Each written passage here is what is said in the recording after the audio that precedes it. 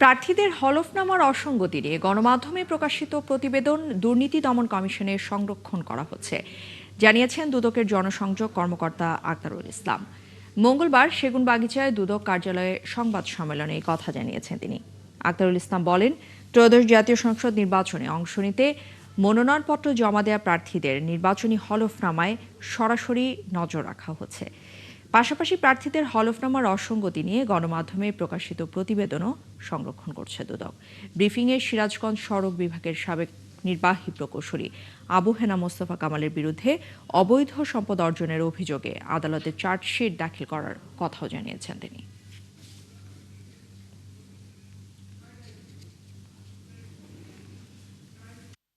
আমরা মূলত গণমাধ্যমে যেগুলো প্রচারিত হচ্ছে, প্রিন্ট মিডিয়ায় যেগুলো আসে, আমরা এটা ক্লিপিংস আকারে সংরক্ষণ করি।